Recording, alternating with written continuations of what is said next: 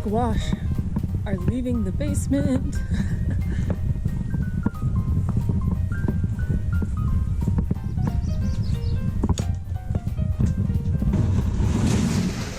Alright, good morning, and thank you for joining me in the garden today. It is the end of May, which means my last frost date has officially passed. I am going to keep these squash in the greenhouse just to get them accustomed to the temperature changes at night. They have been in the basement in the germination station. So I'll just keep them in the greenhouse for a couple of days to get them used to the dropping temperatures in the evening and some sunshine, because they've not seen real sunshine. Once they've been in the greenhouse for a few days, I will then harden them off outside for another few days and then plant them out. Here in the mountains, it's best to just wait until your last frost date has passed. We usually wait about a week, and that way you are significantly past danger zone. That's not what today's video is about. Today we're actually going to be planting out our russet potatoes in our in-ground garden bed. This is the same garden bed that you spent the other morning reclaiming with my mother and I. These are the potatoes that I need to plant out there. We have to take some hollyhocks and some echinacea plants out of the way, maybe amend the soil a little bit, but these potatoes are about a month overdue to get into the ground. Like I said, it is the end of May, which means my last frost date has passed. Normally, I would have my potatoes in the ground about 2 to 3 weeks before my last frost date has passed. Does that make sense? Yeah. So we're technically behind, but I've also harvested my potatoes long before my first frost date. So I'm assuming that having this kind of 3-week delay won't actually be that much of an issue. It'll just bump our harvest date back. You're going to watch me slap and swat all morning because mosquitoes are pretty rough here in the morning, especially in the end of May, beginning of June.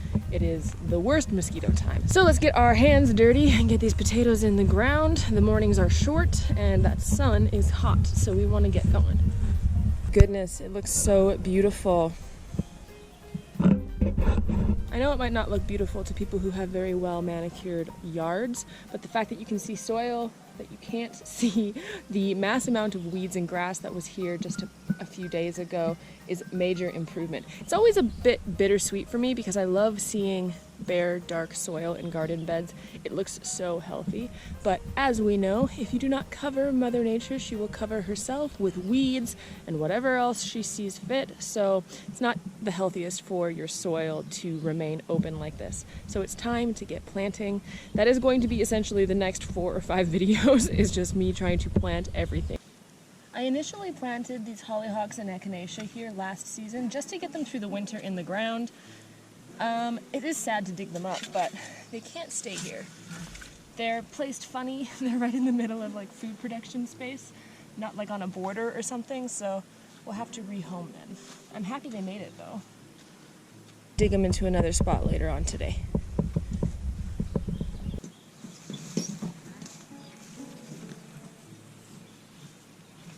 We use cardboard to suppress weeds in areas that we don't want to have an impermeable barrier. So garden beds, for example. I want to kill off all of the invasive grass and clean up the borders, stop and hopefully prevent weeds from growing and therefore lightening the load of weeding later on. So we're going to use cardboard because it will eventually degrade.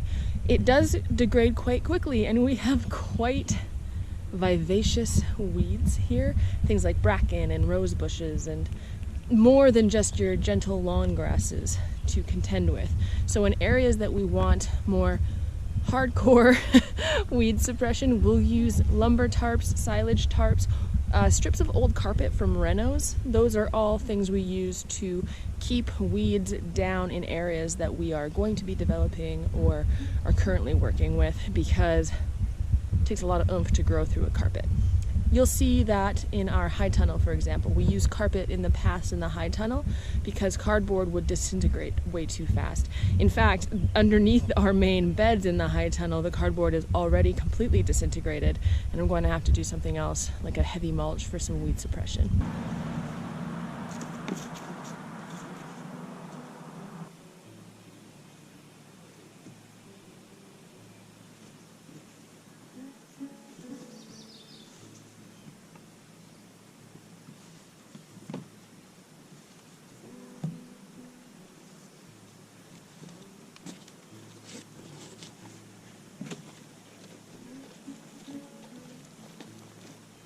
That's enough cardboard for now. I've got the main areas where there's still some grass roots, etc. covered.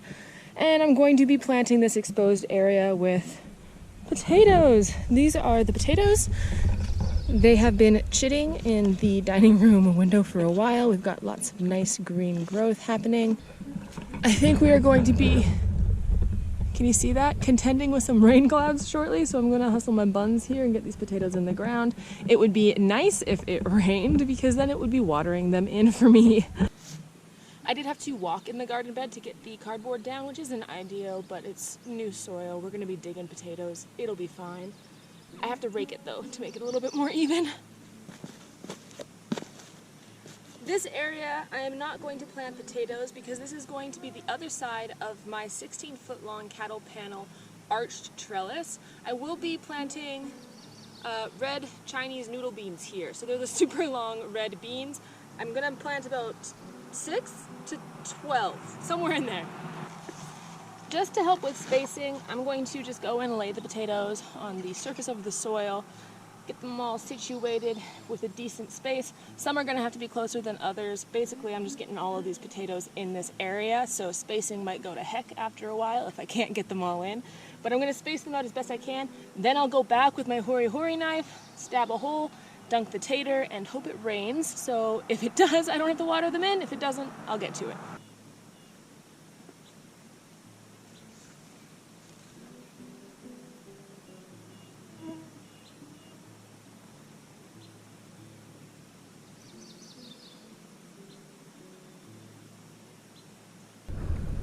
I'm gonna move this little guy out of here though, so he's not too close to that sunflower and the rose bush, and bring him all the way over here because I have a little extra space on this side. Turns out I have a few volunteer, I believe they're probably gourds because that's what grew rampant in this area last year. So I'm going to pick these guys up and put them over here. Obviously the soil looks significantly less amended, but I don't really have anything to go here because the soil is quite firm, so if the volunteers survive, then they get to grow. If they don't, then it's no big loss for me. Maybe I'll give them some compost, but they can grow in and amongst these pretty hollyhocks, that red currant tree, and maybe provide some nice cover for the soil from the sunshine. Potato planting with potato planting. If you do not know this, or it's your first time to this channel, I'm a big potato fan. I'll link to my other potato video. It's by far my most watched video, and I think it's because you guys can tell how insanely excited I am to be planting potatoes. So this is my 3rd year growing potatoes, 1st year growing potatoes in any bed other than my no-dig garden bed over there. I show you how I create that no-dig bed, all of the different varieties that I'm planting. This year, we're out of that bed into this new area we cleared up in our last video you all watched. And I'm only planting one potato variety. It's like a whole new person.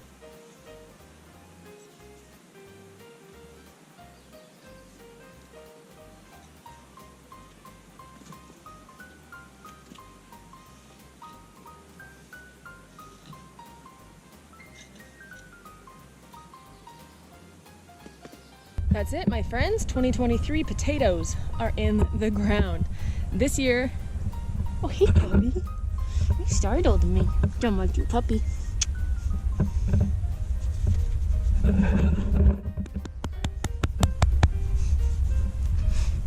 Forest tiger. Forest tiger. That's you. That's you, my boy.